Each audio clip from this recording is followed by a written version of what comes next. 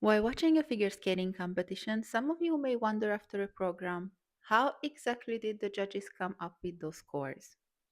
Well, the technical side of figure skating scoring follows a complex system that can be broken down to each technical element. Today, I will tell you how the scoring works when it comes to the jump elements, and to keep it simple, I will focus on single skating for now, so excluding throw jumps and side by side jumps executed by pairs. If you would like to see an overview of the entire scoring system or the technical elements themselves before going into the details, you will find my introductory videos in the description below. To review the basics, a score of a technical element is made up by the base value and the grade of execution, or GOE for short. Here you can see the tag box that's usually in the top left corner of your screen during a program, showing the base value and the GOE of the last executed technical element. Once an element is executed, each judge evaluates it on a scale of -5 to +5 depending on the quality of the element. Then, based on the trimmed mean of the judges' scores, the grade of execution is calculated for each entry, which is then added to, or if it's a negative, deducted from the base value. Today we are looking at the scoring of jump elements, which covers solo jumps, jump combinations, which are 2 or 3 jumps right after each other, and jump sequences that feature an axel type jump as the second or third jump. The base value for these elements depends on the type of the jump and the number of rotations. The more difficult the jump is and the more rotations it has, the higher the base value will be. So for example, a double toe loop has a lower base value than a triple toe loop, while a triple toe loop has a lower base value than a triple flip, the flip being classified as a more difficult jump to execute. A table listing all base values is released by the ISU. Here you can see the top part of this table with the base values of the single jumps in the middle. This table shows solo jumps only. For jump combinations and sequences, the base values of the jumps are added up. The jumps listed here are the toe loop, sacco, loop, flip, lutz, axel, as well as the Euler if it's executed in a combination to connect two of the above. I will leave the complete, currently up-to-date list in the description below. The base value of a successfully executed jump is predefined, but it can be modified by certain calls and decisions made by the technical panel, so the base value can change before the GOE is even assigned to the jump. So if certain mistakes occur, a jump can lose from its base value, for example, if it's under-rotated or downgraded, meaning that the skater lands with a certain amount of revolution missing from the jump.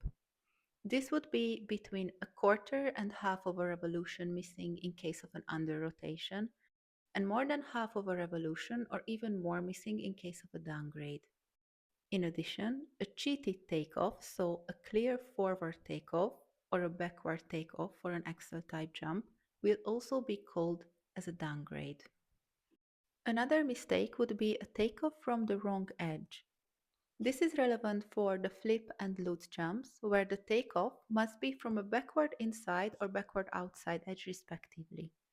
If the takeoff happens from the wrong edge, the jump receives an edge call and loses from its base value. If these mistakes are accumulated, the base value decreases even further. These reduced base values are also listed in the table with the respective abbreviation of the call.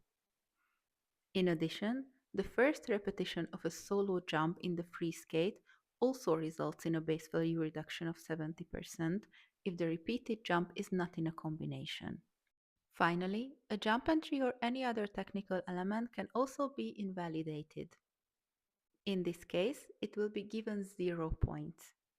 However, just like the previous example, this mostly depends on the program content requirements and not on the execution of the element.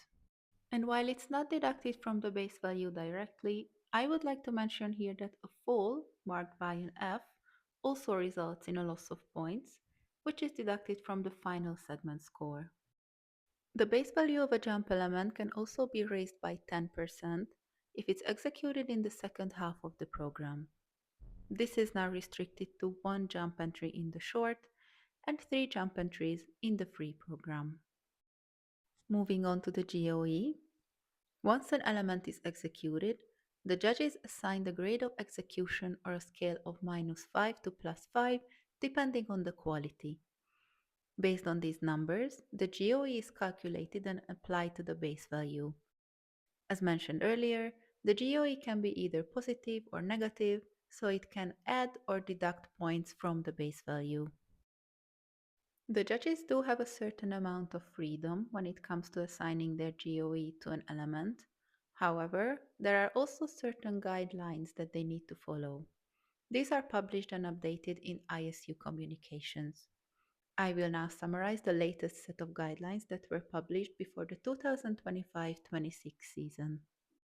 To award a jump with positive GOE, the element must check the following points: very good height and very good length, good takeoff and landing, effortless execution, unexpected or creative entries such as difficult steps before the jump, very good body position from takeoff to landing, and the element must also match the music.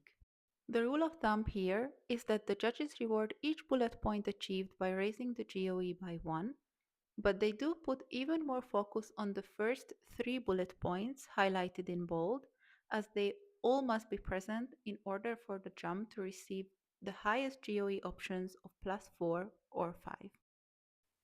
In case mistakes happen during a jump element, the judges must reduce the GOE, for which they also follow a selection of predefined guidelines. An unfortunate takeoff, poor speed, height, distance, or air position, as well as long preparation all lose points for the skater. And, in addition to affecting the base value, a wrong or even just unclear edge takeoff of a flip or lat jump is also negatively reflected in the GOE. As for the landing, the judges reduce the GOE for step outs, bad posture, wrong edge, scratching, landing on 2 feet, or touching down with the hands or the free foot.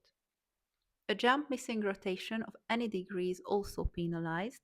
The GOE goes lower with the more revolution missing. In a combination or sequence, a skater loses from the GOE for more than one 3 turn, a change of edge, or loss of flow, direction, or rhythm between the jumps, as well as for executing an Euler as a step over. And finally, the GOE is reduced for invalid elements, elements executed even partially when the music is not playing, and of course for falls. In the above cases, the judges are also instructed on the degree of the deduction. For example, in addition to the penalty applied to the final segment score, falls always result in a -5 GOE for the jump element they follow, making them a very costly mistake. So this would be the breakdown of how the jump elements in single skating are scored. I hope you enjoyed it and found it helpful. You will find all of my sources in the description below if you got inspired to read about the topic in more detail. And if you have any questions or anything to add, please do not hesitate to let me know in the comments. I will see you soon with a similar video about the spins.